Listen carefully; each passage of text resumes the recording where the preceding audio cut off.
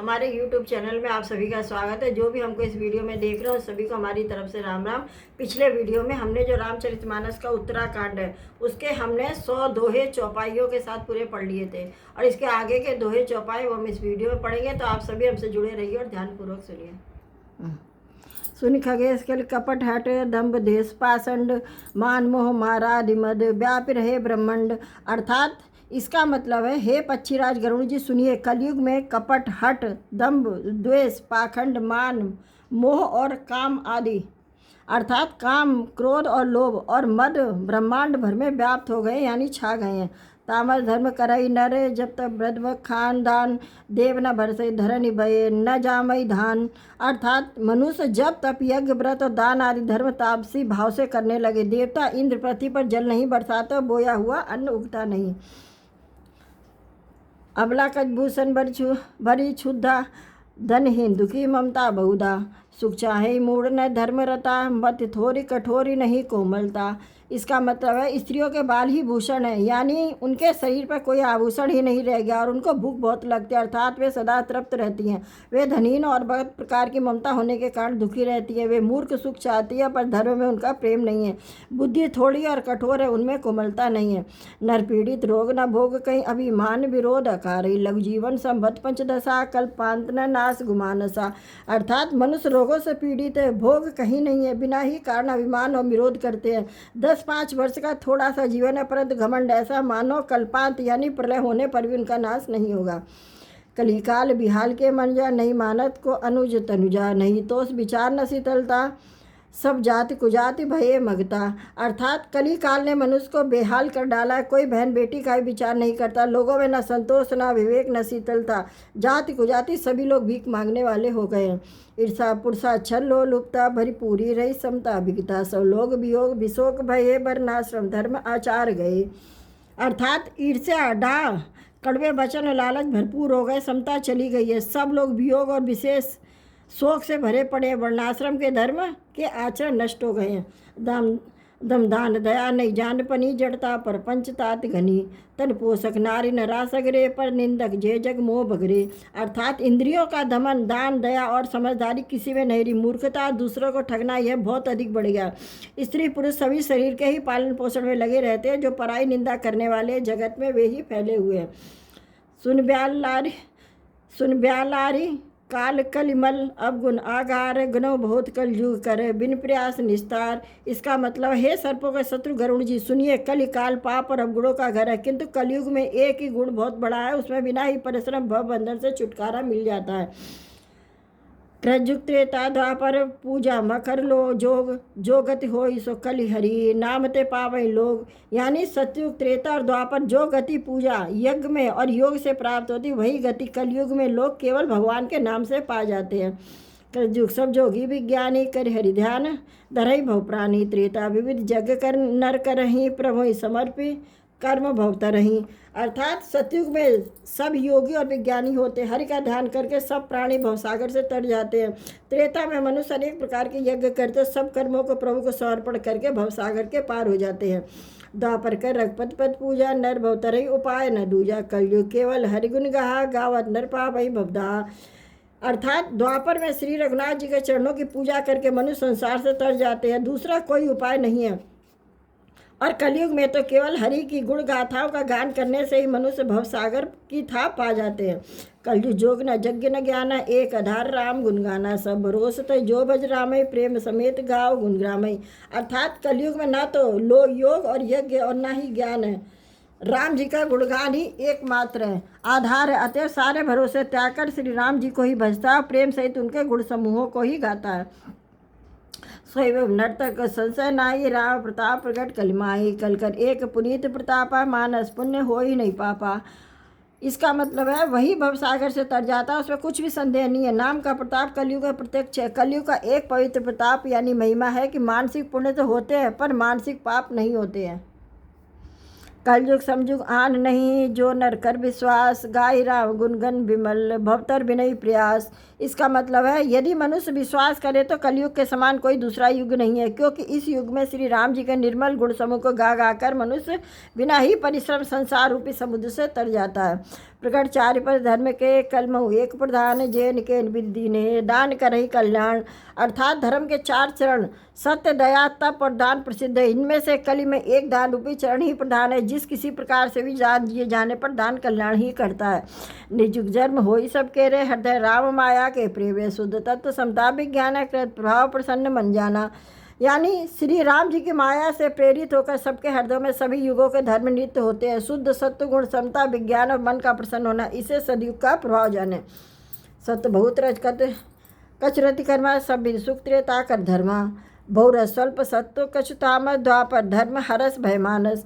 अर्थात सत्य गुण अधिक हो, कुछ रजोगुण हो, कर्मों में प्रीति हो, सब प्रकार से सुख हो, यह त्रेता का धर्म है। रजोगुण बहुत हो, सत्य गुण बहुत ही थोड़ा हो, कुछ तमोगुण हो, मन में हर्ष और भय हो, यह द्वापर का धर्म है। तापस बहुत रजोगुण थोड़ा, कल प्रभाव बहुत विरोध चंगोरा। बुद्ध जुग धर्म जानी मन माही, तई अधर्मरत धर्म कराही। अर्थात तमोगुण बहुत हो, रजोगुण थोड़ा हो, चारों ओर बैर विरोध, यह कलयुग का प्रभाव है। पंडित लोग युगों के धर्म को मन में जान पहचान कर अधर्म छोड़कर धर्म में प्रीति करते हैं। काल धर्म नहीं व्यापहित आये, रख चरण प्रीति अति जाई। नट कर विकट कटप खगराया, नट सेवक कहीं न व्यापही माया। इसका मतलब है जिसका श्री रघुनाथ जी के चरणों में अत्यंत प्रेम है, उसको काल धर्म यानी युग धर्म नहीं व्याप्त। हे पक्षीराज, नट यानी बाजीगर का किया हुआ कपट चरित्र यानी इंद्रजाल देखने वालों के लिए बड़ा विकट यानी दुर्गम होता है, पर नट के सेवक को उसकी माया नहीं व्याप्ति है। हरि माया कृत दोष गुण बिनु हरि भजन न जाई, भजे राम तज काम सब अस विचारी मन माही। अर्थात श्री हरि की माया के द्वारा रचे हुए दोष गुण श्री हरि के भजन बिना नहीं जाते। मन में ऐसा विचार कर सब कामनाओं को छोड़कर श्री राम जी का भजन करना चाहिए। तही कलिकाल हर बरस बहु बस अवध भेगेश, पर दुकाल विपत्ति बस तब मैं गए हूँ विदेश। अर्थात हे पक्षीराज, इस कलिकाल में बहुत वर्षों तक अयोध्या में रहा, एक बार वहाँ अकाल पड़ा, तब मैं विपत्ति का मारा विदेश चला गया था। गए उज्जैनी सुन उर्गारी, दीन मलिन दरिद्र दुखारी, गए काल को संपत्ति पाई, तय पुन करो शंभु सेवकाई। अर्थात हे सर्पों के शत्रु गरुड़ जी, सुनिए, मैं दीन मलिन दरिद्र और दुखी होकर उज्जैन गया। कुछ काल बीतने पर कुछ संपत्ति पाकर फिर मैं वही भगवान शंकर की आराधना करने लगा। विप्र एक वैदिक से पूजा करे सदा, ते काज न दूजा, परम साधु परमारथ बिंदक, सब उपासक हरि नहीं हरि निंदक। अर्थात एक ब्राह्मण वेद विधि से सदा शिव की पूजा करते, उन्हें दूसरा कोई काम न था। वे परम साधु और परमार्थ के ज्ञाता थे, वे शंभु के उपासक थे, पर श्री हरि की निंदा करने वाले न थे। तैसे बहु में कपट समेता, दयाल अतनीत निकेता, बाहिज नम्र देख मोहि साही, विप्र पढ़ाओ पुत्र की नाई। अर्थात मैं कपट पूर्वक उनकी सेवा करता। ब्राह्मण बड़े ही दयालु और नीति के घर थे, वे स्वामी बाहर से नम्र देखकर ब्राह्मण मुझे पुत्र की भांति मानकर पढ़ाते थे। शंभु मंत्र मोहि दुजबर दीना, शुभ उपेत विविध विधि कीना, जपो मंत्र से मंदिर जाई, हृदय दम्भ अहमियत अधिकाई। अर्थात उन ब्राह्मण श्रेष्ठ ने मुझको शिव जी का मंत्र दिया, अनेकों प्रकार के शुभ उपदेश दिए। मैं शिव जी के मंदिर में जाकर मंत्र जपता था, मेरे हृदय में दम्भ और अहंकार बढ़ गया। मैं खलमल संकुल मति, नीच जाति बस मोह, हरजन द्वेज दिखे जरहूँ, करो विष्णु कर द्रोह। अर्थात मैं सुदुष्ट नीच जाति और पाप में मलिन बुद्धि वाला मोह बस श्री हरि के भक्तों और द्विजों को देखते ही जल उठता और विष्णु भगवान से द्रोह करता था। गुणित मोहि प्रबोध दुखित देही आचरण, मम मोहि उपजय अति क्रोध डिम्बय, नीति की बन वहीं। अर्थात गुरु जी के मेरे आचरण देखकर दुखित हुए मुझे नित्य भली भांति समझाते, पर मैं कुछ भी नहीं समझता, उल्टे मुझे अत्यंत क्रोध उत्पन्न होता। दंभी को कभी नीत अच्छी नहीं लगती। एक बार गुल्लीन बुलाई, मोहि नीत बहु भांति सिखाई, शिव सेवा कर फल सुत होई, अबरल भगत राम पद होई। यानी एक बार गुरु जी ने मुझे बुला लिया और बहुत प्रकार से नीति की शिक्षा दी। हे पुत्र, शिव जी की सेवा का फल यही है कि श्री राम जी के चरणों में प्रगाढ़ बुद्धि हो, भक्ति हो। राम भजई तात शिव धाता, नर पावर के कही बाता, जासु चरण शिव अनुरागी, तास द्रोह सुख चह से भागी।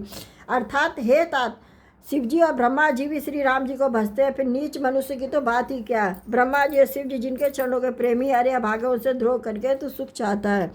हर कहूँ हर सेवक गुर कहूँ, सुनी खगनाथ हृदय मम दहूँ, अधम जाति में विद्या पाए, बहु जधा अहि दूध पियाए। मतलब गुरु जी ने शिव जी को हरि का सेवक कहा, यह सुनकर पक्षीराज मेरा हृदय जल उठा। नीच जात का मैं विद्या पाकर ऐसा होगा जैसे दूध पिलाने से सांप। मानी कुटिल कुभाग्य कुजाति, गुर कर द्रोह करहु दिन राति, अत दयाल गुरु स्वल्प न क्रोधा, पुनि पुनि मोहि सिखाव सुबोधा। अर्थात अभिमानी, कुटिल, सुभाग्य, दुर्भाग्य और कुजाति में दिन रात गुरु जी से द्रोह करता। अत्यंत दयालु थे, उनको थोड़ा सा भी क्रोध नहीं आता। मेरे द्रोह करने पर वे बार बार मुझे उत्तम ज्ञान की शिक्षा देते। यही ते नीच बढ़ाई पावा, सो प्रथमई हति ताई नसावा। धूम अनल संभव सुन भाई, ते ही बुझाओ घन पद भी पाई। अर्थात नीच मनुष्य जिससे बड़ाई पाता वह सबसे पहले उसी को मारकर उसी का नाश करता। हे भाई सुनिए, आग से उत्पन्न हुआ धुआं मेघ की पदवी पाकर उसी अग्नि को बुझा देता है। रजमुख परी निरादर रही, सब कर पद प्रहार निसही। मरुत उड़ाओ प्रथम ते भरही, पुण्य नयन की टीरही परही। अर्थात धूल रास्ते पर निरादर से पड़े रहती है और सदा सब के लातों की मार सहती है, पर जब पवन उसे उड़ाता है तो वह सबसे पहले उसी को भर देती है और फिर राजाओं के नेत्रों और किरीटों का मुकुट पर पड़ती है। सुन खगपति समुद्र प्रसंगा, बुध नहीं करें अधम कर संगा। कवि को कोविद गावई असनीति, खरसन कलय न भल नहीं प्रीति।